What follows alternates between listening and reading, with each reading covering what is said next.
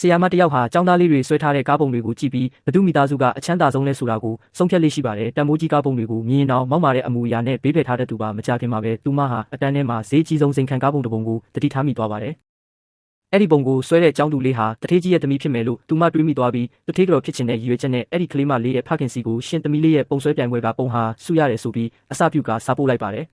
အဲ့ဒီနောက်ဆီယာမကဟိုတယ်ခန်းနံပါတ်တစ်ခုကိုပို့ပေးလိုက်ပါတယ်တကယ်တော့အဲ့ဒီလူကသူ့တထေးရဲ့စိန်ခံကားကိုဓာတ်ပုံရိုက်ထားခဲ့ရုံသာဖြစ်ပြီးသူ့သမီးကအဲ့ဒီကားပုံကိုဆွဲလို့စုရလိမ့်မယ်လို့လုံးဝမထင်ထားပါဘူး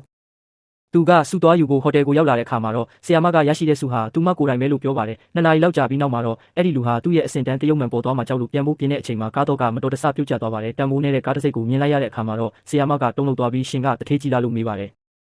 အဲ့ဒီလူကလည်းမတက်တာတဲ့အစုံခိုးထွက်လာတာဖြစ်ကြောင်းနဲ့လူအများသတိမထားမိအောင်လက်အောက်ငယ်သားရဲ့ကားကိုပဲမောင်းလာတာဖြစ်ကြောင်းလိန်ပြောလိုက်ပါတယ်ပြီးတော့သူဟာမကြခင်မှာမိမနဲ့ကွာရှင်းပြီးသူမကိုလက်ထပ်ပါမယ်လို့ကတိပေးလိုက်ပါတယ်တကယ်တော့အဲ့ဒီလူဟာတထေးကြီးရဲ့ကားဒရိုင်ဘာသာဖြစ်ပါတယ်နောက်တနေ့မှာဆီယာမကသူမဟာတထေးကောဖြစ်တော့မယ်လို့ထင်ပြီးတထေးကြီးပိုင်တဲ့ဟိုတယ်တစ်ခုကိုစစ်ဆေးဖို့သွားပါတယ်အဲ့ဒီမှာအမျိုးသမီးတစ်ယောက်နဲ့ထိတ်တိုက်တိုးပြီးဆီယာမကအဲ့ဒီအမျိုးသမီးကိုပါရိုက်လိုက်ပါတယ်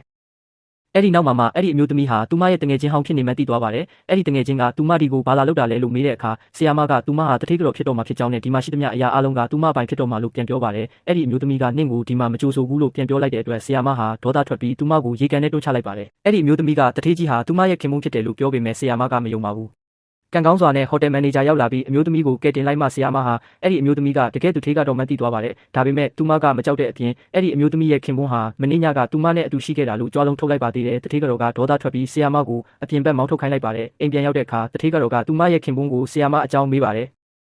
ခင်ပွန်းဖြစ်သူကသူမကိုမသိဘူးလို့ပြောမှပဲတထေးကတော့ကစိတ်အေးသွားပါတယ်အဲ့ဒီအချိန်မှာဆီယာမကတော့တထေးကြော်ကိုလုံးဝမောင်းထုတ်ဖို့ကြံစီပြီးတထေးကြီးရဲ့ကလေးကိုကိုဝင်ယူဖို့စီစဉ်ပါတယ်။သူမကတထေးကြီးအမတ်နဲ့ကားဆရာစီစာပို့လိုက်တဲ့အချိန်မှာတော့ကားဆရာဟာတထေးကြီးစီမှာအဆူခံနေရတာပါ။အဲ့ဒီနောက်ကားဆရာကဆီယာမစီကိုတစ်ခေါက်ထပ်သွားပါတယ်။ဒီတစ်ခါမှာတော့ဆီယာမကအိတ်ဝယ်ဖို့အတွက်ဒေါ်လာ10 သန်းတောင်းပါတယ်။ကားဆရာမှာအဲ့ဒီလောက်ငွေမရှိတဲ့အတွက်နှင်းပတ်စံနဲ့အရင်စိုက်တုံးထားပါကုမ္ပဏီသတင်းစာရှင်းလင်းပွဲပြီးရင်10 ဆပြန်ပေးမယ်လို့လိန်ပြောလိုက်ပါတယ်။နောက်တနေ့မှာဆီယာမကအတိုးနဲ့ငွေချေးပြီး10 တန်းဖိုးသုံးပစ်လိုက်ပါတယ်။တလအကြာမှာတော့သူမမှာကိုဝင်ရှိနေပြီဆိုတာသိလိုက်ရပါတယ်။ဒါနဲ့ဆီယာမဟာတငယ်ချင်းတစုကိုခေါ်ပြီးသူထေးကြော်ကိုတွားရောက်ရင်ဆိုင်ပါတော့တယ်။ဒါပေမဲ့တကယ်တထေးကြီးကဇနီးဖြစ်သူနဲ့တူရှိနေတာကိုသူမတွေးလိုက်ရတဲ့အခါမှာတော့ဆီယာမဟာသူထေးကြီးရဲ့မျက်နှာကိုမြင်ပြီးဘာလို့ရမှန်းမသိပဲအကြက်ရိုက်သွားပါတော့တယ်။